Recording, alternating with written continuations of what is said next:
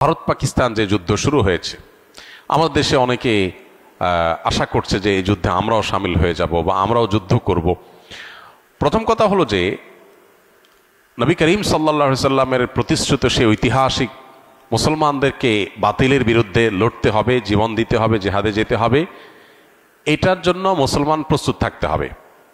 মুসলমান কখনো ভীতু হয়ে জীবন বাঁচানোর জন্য আপনার চেষ্টা করবে এবং শাহাদাতকে এড়ানোর চেষ্টা করবে, এটা মুসলমানের কাজ হতে পারে না। মুসলমান সবসময় শাহাদাতের তামান্না তার অন্তরে লালন করতে হবে।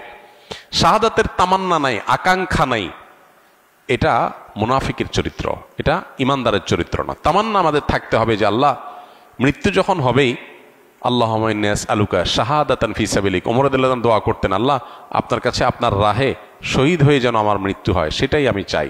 সাধারণ মৃত্যু আমরা চাইব না, এটা একজন ইমানদারের কামনা থাকবে। কিন্তু সাধারণ পরিস্থিতিতে আমরা যুদ্ধ আল্লাহর কাছ থেকে চেয়ে নিব না। শাহাদাত চাওয়া আর যুদ্ধ চাওয়া এক জিনিস না। দেখেন ওমর রাদিয়াল্লাহু তাআলা আনহু শহীদ হয়েছেন, একজন অগ্নিপূজকের খঞ্জরের আঘাতে নামাজরত অবস্থায় তিনি মারা গেছেন এবং শাহাদাতের মর্যাদা আল্লাহ তাকে দিবেন ইনশাআল্লাহ। অথচ তিনি কিন্তু কোনো লড়াইয়ে মারা যান নাই এবং তিনি দোয়া করতেন, আল্লাহুম্মা ইন্নী আসআলুকা শাহাদাতান ফি সাবিলিক ওয়াল মাউতা ফি বিলাদি হাবিবিক। আল্লাহ আপনার রাহে শাহাদাতও চাই, আবার আপনার রাসূলের শহরে মৃত্যুও চাই।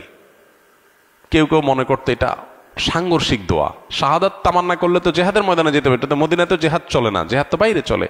আবার চাচ্ছেন মদিনায় মরতে, দুইটা কিভাবে হয়? আল্লাহ তাআলা দুইটাই দিয়েছেন, শাহাদাতের মর্যাদাও দিয়েছেন, আবার মদিনাতে মৃত্যুও দিয়েছেন।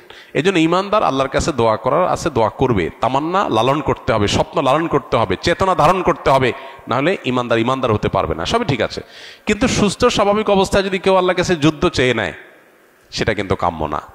নবী সাল্লাল্লাহু আলাইহি সাল্লাম আল্লাহর কাছে আমাদেরকে নিরাপত্তা চাইতে বলেছেন, যুদ্ধ না।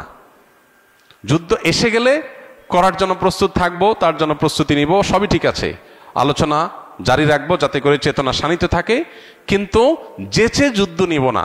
আমরা আল্লাহর কাছে আমন, আফিয়া এবং সালামা এটা প্রত্যাশা করব। এবং সেই সাথে প্রতিটা এ জাতীয় বড় ঘটনা আমাদেরকে অনেক কিছু শেখায়, সেখান থেকে আমরা শিক্ষা গ্রহণ করব। আমরা সেখান থেকে বিভিন্ন আইব্রত, বিভিন্ন শিক্ষা এটা গ্রহণ করে আমাদের জীবনকে আলোকিত করব, সমৃদ্ধ করব, ইমানকে বাড়াবার চেষ্টা করব। এবং সেই সাথে মুসলমান হিসেবে অবশ্যই ইসলাম এবং মুসলমানদের কল্যাণ, বিজয় এগুলো কামনা করব। সূরা রুম আমরা পড়ার চেষ্টা করতে পারি, যাদের সুযোগ আছে সূরা রুমের শুরুর আয়াতের তাফসীরটা পড়ে দেখতে পারি।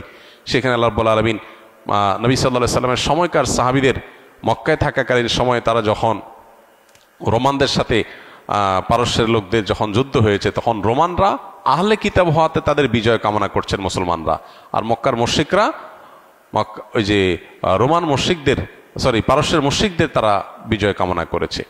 তো এই যে মুসলমানরা নিজের মুসলিম ভাইও না, তারপরেও শুধুমাত্র আহলে কিতাব হওয়ার কারণে মুশরিকদের চাইতে কাছাকাছি আদর্শিকভাবে অবস্থান, সেই কারণে সমর্থন করার বিষয়টা সাহাবীদের মধ্যে দেখা গেছে এবং আল্লাহ তাআলা সেটাকে অ্যাপ্রিসিয়েট করেছেন। এখান থেকে বোঝা গেছে যে কোনো যুদ্ধ বিগ্রহ, যে কোনো ঘটনায় দিন শেষে মুসলমান এবং ইসলামের কল্যাণকামী হবে, বিজয় প্রত্যাশী হবে, তার জন্য দোয়া করবে, তার জন্য সচেষ্ট থাকবে। সেটা তো অবশ্যই ইমানের দাবি, সেটা আমাদের করতে হবে। আল্লাহ আমাদেরকে, আমাদের প্রিয় স্বদেশকে নিরাপদ রাখুন, গোটা বিশ্বকে আল্লাহ নিরাপদ রাখুন, সকল প্রকার জুলুমের আল্লাহ তাআলা অবসান ঘটিয়ে দিন।